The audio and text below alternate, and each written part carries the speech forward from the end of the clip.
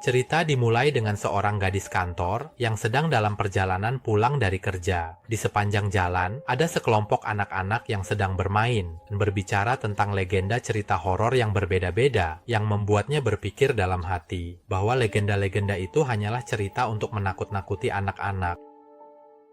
Setelah turun dari mobil, dia harus menggunakan jembatan untuk menyeberangi rel kereta ke sisi lain, yang selalu seperti ini setiap hari. Namun, hari ini berbeda. Ketika dia sedang berjalan menuju tengah jembatan, dia mendengar suara aneh dari belakangnya. Ketika dia menoleh, tidak ada apa-apa, tetapi tiba-tiba ada angin kencang yang bertiup, sehingga dia segera melanjutkan langkahnya. Kemudian suara itu terdengar lagi. Dia mencoba mencari sumber suara, namun tidak menemukan apapun. Nggak merasa takut dan berlari turun dari jembatan. Ada sesuatu yang berlari dengan cepat mengikuti dia dengan suara aneh. Makin mendekat kepadanya,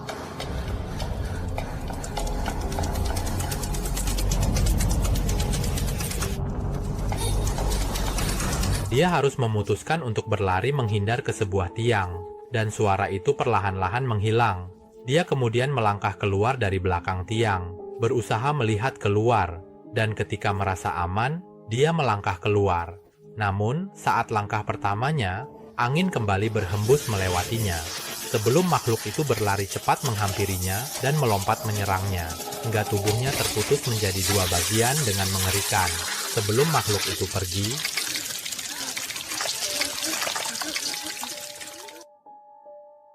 gambar beralih ke sebuah sekolah menengah. Saat itu, Aika sedang meminta teman dekatnya, Kana, untuk memberitahu Keita, siswa yang dia sukai, bahwa dia diam-diam menyukainya. Namun, Kana merasa canggung karena dia hanya mengenal Keita secara sepintas dan tidak terlalu akrab. Aika kemudian berkata bahwa dia akan mentraktir makan siang, sehingga Kana setuju untuk berbicara kepada Keita. Kana memberitahu Keita bahwa Aika menyukainya, tetapi Keita tampak tidak terlalu tertarik karena dia adalah orang yang tidak dikenalnya. Meskipun begitu, dia mengatakan akan mencoba berkenalan karena setidaknya dia mengenal Kana. Setelah itu, keesokan harinya, Aika berbicara dengan Kana dan meminta agar dia menemani pulang setelah sekolah karena dia merasa gugup jika harus berjalan berdua dengan Keita. Pada sore hari itu, ketiga mereka pulang bersama dan berhenti di sebuah toko minuman untuk duduk dan berbincang sejenak. Keita mengeluarkan ponselnya dan menunjukkan kepada mereka berita tentang seorang wanita yang dibunuh dan dibagi menjadi dua bagian, di mana polisi masih belum memiliki bukti apapun karena lokasi kejadian adalah tempat sepi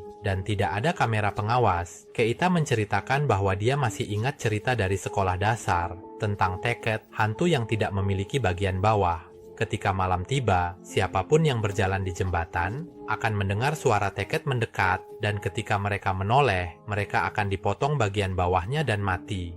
Jika beruntung bisa melarikan diri, hantu itu akan mengejar dan mengambil nyawa mereka dalam waktu 3 hari. Setelah berbincang, ketiga mereka berpisah. Keita bersepeda pulang ke arah yang berbeda, karena rumahnya berada di sisi lain dari dua gadis itu, sementara Kana dan Aika berjalan pulang bersama. Di sepanjang jalan, mereka mengobrol hingga tiba di persimpangan. Aika berkata bahwa hari ini dia merasa Kana dan Keita seperti sedang berkencan, dan dia merasa seperti orang ketiga. Tiba-tiba, dia berteriak kepada Kana, menanyakan apakah dia tidak bisa melihatnya, dan mengatakan bahwa mereka berdua saling menjauh. Sebenarnya, Aika diam-diam mendengar Keita mengatakan kepada Kana bahwa dia tidak menyukai Aika, tetapi mencoba berkencan hanya karena dia mengenal Kana. Hal ini membuat Aika marah dan berjalan menjauh dari Kana. Setelah Aika berjalan menjauh untuk beberapa saat, dia merasa tenang dan menyadari bahwa dia telah berlebihan. Jadi dia ingin kembali untuk meminta maaf kepada Kana. Namun, ketika dia berbalik, angin berhembus melewatinya. Sebelum dia bertemu dengan Teket yang berdiri menghalangi jalannya, hantu itu perlahan-lahan mengangkat tubuhnya. Dalam suasana yang sangat mengejutkan, dia berusaha untuk melarikan diri, tetapi dia tersandung dan jatuh tidak jauh. Lalu Teket berlari cepat menghampirinya.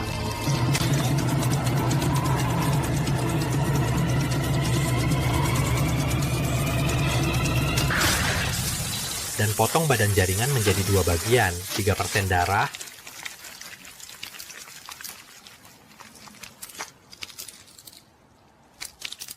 lalu ia melompat pergi.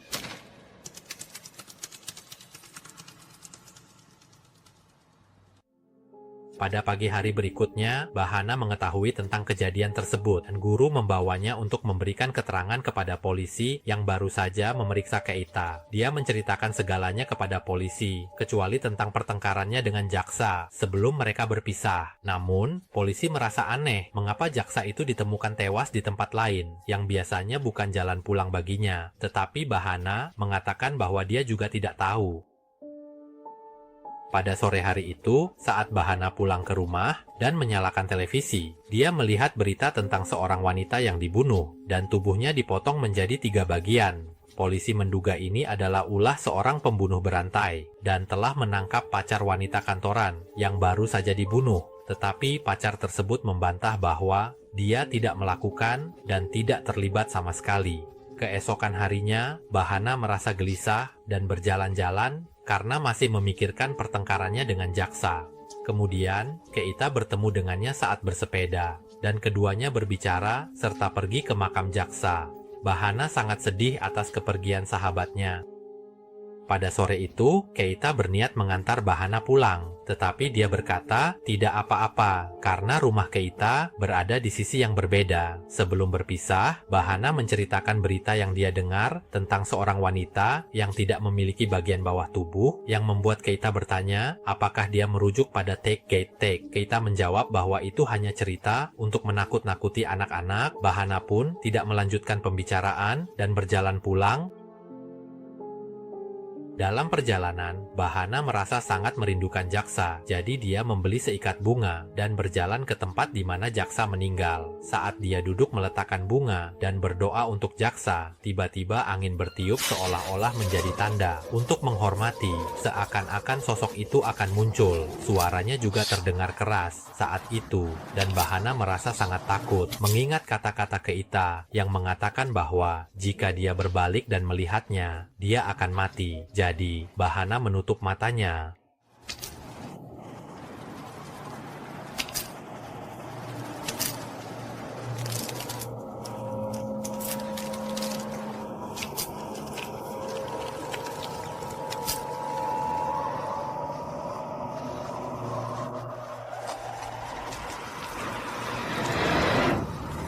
Hingga suara itu menghilang, dia berdiri dan bersiap untuk pulang. Tiba-tiba, dia mendengar suara jaksa memanggil namanya yang membuatnya menoleh. Namun, di ujung sana, ada sosok teknisi yang sedang menatapnya dan mengangkat tubuhnya dari tanah, lalu segera berlari mengejarnya. Dalam situasi itu, dia bertemu Keita yang mengendarai sepeda motor kembali mencarinya dengan khawatir. Dia pun naik ke sepeda motor dan meminta Keita untuk segera pergi dari tempat itu. Namun, itu tidak secepat yang mengejar mereka. Dia berusaha melompat dari sepeda motor, yang menyebabkan sepeda motor itu terjatuh dan membuat kaki Keita patah. Namun, sosok yang mengejar mereka tiba-tiba menghilang. Hari berikutnya, setelah Kana mengunjungi Keita di rumah sakit, dia pergi ke perpustakaan dan mencoba mencari tahu tentang legenda Takege Take. Secara kebetulan, dia bertemu dengan sepupunya yang bernama Ria, yang juga mencari informasi tentang hal yang sama karena dia sedang meneliti penyebab terkait pembunuh. Keduanya pun berjalan pulang bersama dan berhenti untuk melihat informasi yang dimiliki Ria yang menyebutkan bahwa di malam hari, jika paket muncul di jembatan penyeberangan, mereka akan mulai mencari target. Dan kapanpun ada korban yang menoleh, mereka pasti akan dibunuh. Namun, jika beruntung bisa melarikan diri, apapun yang terjadi, mereka akan diburu dan dibunuh dalam waktu 3 hari. Saat ini, ada penemuan mayat yang terpisah menjadi 2 bagian, dan rumor menyebar di kalangan anak-anak bahwa itu adalah ulah Leian. Ria mengatakan bahwa hal-hal ini mungkin saja terjadi karena pihak kepolisian sendiri belum pernah melihat pelaku dalam kasus-kasus ini. Meskipun ada tersangka, tidak ada bukti. Dia juga menceritakan bahwa setelah perang, pernah terjadi kisah hantu di kota Kakoma tentang seorang wanita yang bunuh diri yang menjadi titik awal legenda Taget Tek. Oleh karena itu, dosennya menyarankan untuk mengenal seorang akademisi di kota Kakona, dan dia berencana untuk mencoba berbicara dengannya. Saat Ria akan pergi, Bahana memberitahunya bahwa dia baru saja bertemu dengan Leian semalam. Jika begitu, berarti besok dia akan mati, kan? Ria pun berkata bahwa sebaiknya mereka segera berkonsultasi dengan akademisi. Keduanya kemudian mengemudikan mobil menuju kota Kakona. Karena mereka tiba, mereka mendapatkan informasi tambahan bahwa sekitar 10 tahun yang lalu, ada seorang wanita yang mencoba bunuh diri dengan melompat dari jembatan layang agar tertabrak kereta yang mengakibatkan bagian bawah tubuhnya terputus. Setelah itu, muncul rumor tentang hantu tanpa bagian bawah.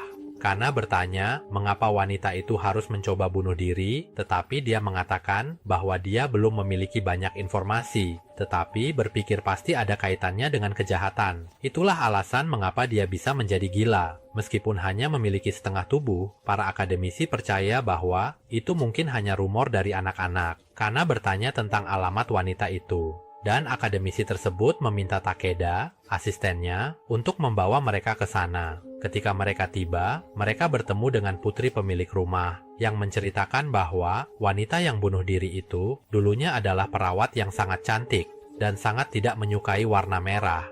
Jika ada barang miliknya yang berwarna merah, dia akan membuangnya.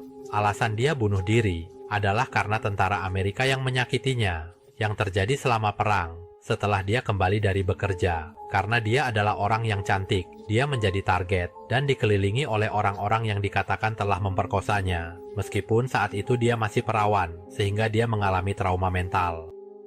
Setelah berbincang, kedua gadis itu mengantar Takeda, dan sebelum dia pergi, dia memberitahu mereka bahwa jika Getu mungkin benar-benar ada, dia berpikir pasti ada sesuatu yang berkaitan dengan wanita yang bunuh diri itu.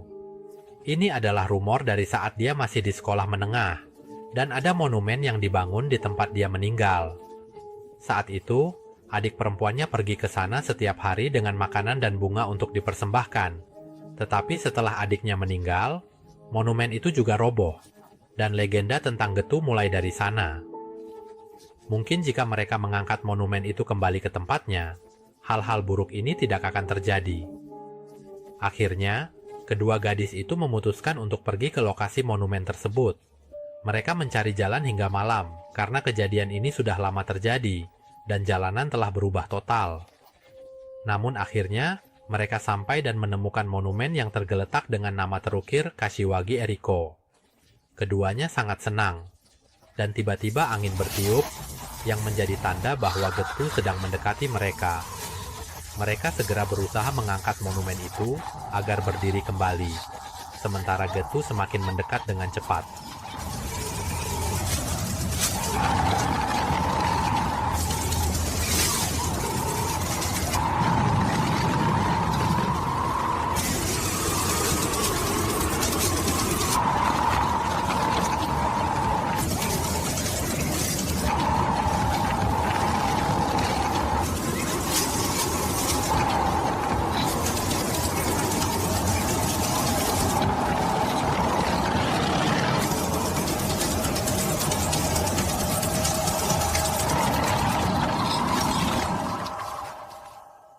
Kemudian keduanya berhasil. Ketika monumen itu didirikan kembali, angin pun mereda dan segalanya tampak kembali normal. Namun, ketika mereka kembali duduk istirahat di mobil, tidak lama kemudian,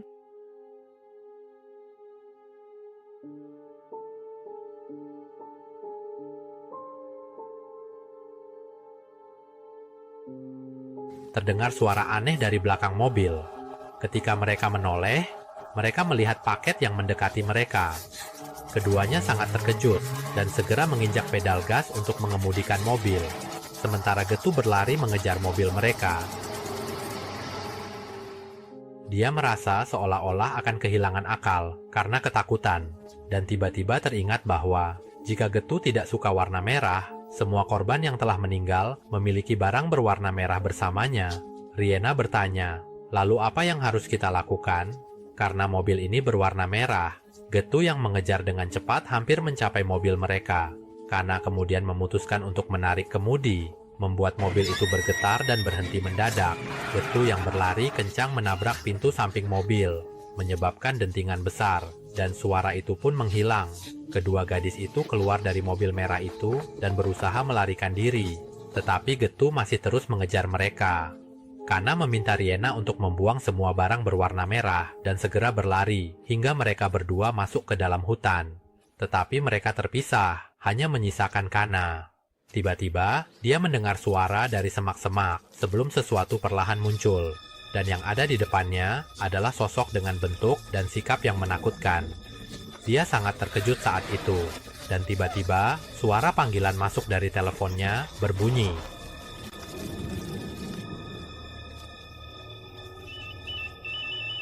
Karena jika dia mengangkatnya, ternyata teleponnya juga berwarna merah. Dan Take yang melihatnya langsung meluncur ke arahnya.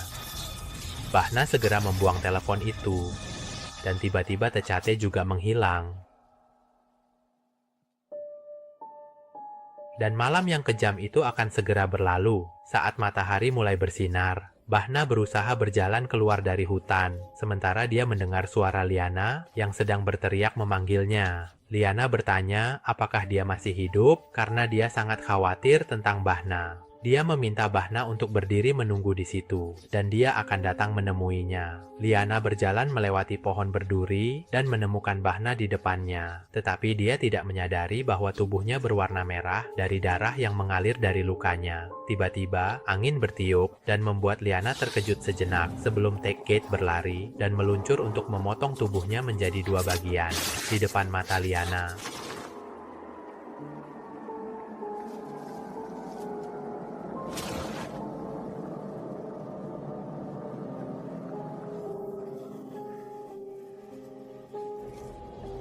Sebelum ia berlari ke arahnya sebagai target berikutnya. Tetapi itu belum berakhir.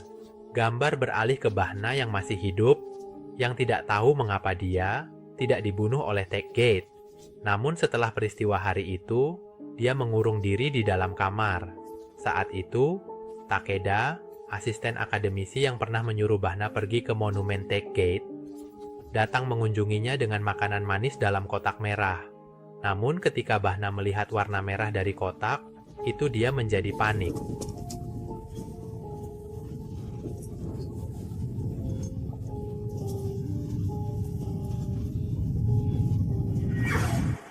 Dan film berakhir.